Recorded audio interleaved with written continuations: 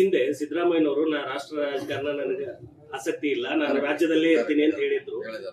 ಆದ್ರೆ ಹೈಕಮಾಂಡ್ ಒತ್ತಾಯದ ಮೇರೆಗೆ ಹೊರಟಿದ್ದಾರೆ. ಇದು ಎಕ್ಸ್ಟ್ರಾ, ಇದು ಅವ್ರಿಗೆ ಹುದ್ದೆ ಕೊಡುದು ಎಕ್ಸ್ಟ್ರಾ OBC-ಯನ್ನ ಡಿವೈಡ್ಲಿ ಕೊಟ್ಟಿದ್ದಾರೆ. ಹೊರತಾಗಿ CM ಬಿಡ ಅಂತ ಹೇಳಿಲ್ಲ ಅವ್ರು. ಅದ್ರ ಜೊತೆ ಇನ್ನೂ 2 ಹುದ್ದೆ ಕೊಡ್ಬೋದಲ್ಲ, ಬೇರೆ ಬೇರೆ ಮತ್ತೆ ಕೊಡಬಾರ್ದು ಅಂತ ಹೇಳಿದ್ರು.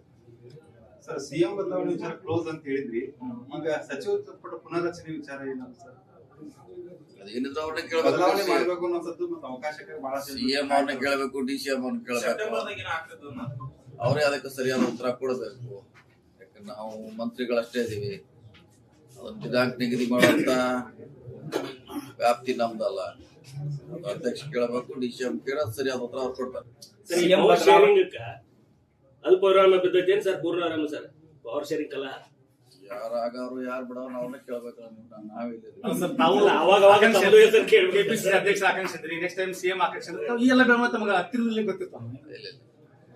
ಬಾಗಲಕೋಟೆ, ಬೆಳಗಾವಿ, ಬಿಜಾಪುರ ಲೆವೆಲ್ನಾಗ ಸರ್, ನಿಮ್ಮ ಅಭಿಮಾನಿಗಳು ಮುಂದಿನ CM ಅಂತ ಈ ತರ ಒಂದು ಘೋಷಣೆ ಮಾಡ್ತಾರೆ. ಎಲ್ಲಾ ಕಡೆ ಘೋಷಣೆ ಕೂಗ್ತಾರ.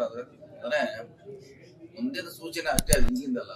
CM ಬದಲಾವಣೆ ವಿಚಾರಕ್ಕೆ ಸಿದ್ದರಾಮಯ್ಯನವರೇ ತೆರೆ ಎಳೆದ್ರು. ಆದ್ರೂ ಕೂಡ ಎಲ್ಲೋ ಒಂದ್ ಕಡೆ DK ಶಿವಕುಮಾರ್ ಪರವಾಗಿ ಎಲ್ಲೋ ಒಂದಿಷ್ಟು ನಾಡಿನ ಸ್ವಾಮೀಜಿಗಳು ಬ್ಯಾಟಿಂಗ್ ಮಾಡ್ಲಿಕ್ಕೆ ಇರ್ತಾರೆ. ಈಗ ಅವ್ರ ಅಭಿಮಾನಿಗಳಿದಾರೆ, ನಮ್ಮ ಅಭಿಮಾನಿಗಳಿರ್ತಾರೆ. ಈಗ ಘೋಷಣೆ ಕೂಗ್ತಾರೆ. ಘೋಷಣೆ ಕೂಗಿನ ಮುಖ್ಯಮಂತ್ರಿ ಆಗ್ತಾನೆ ಅವ್ರ ಅಭಿಮಾನ ಮ್ಯಾಗ ಅವ್ರು ಮಾಡೇ ಮಾಡ್ತಾರೆ.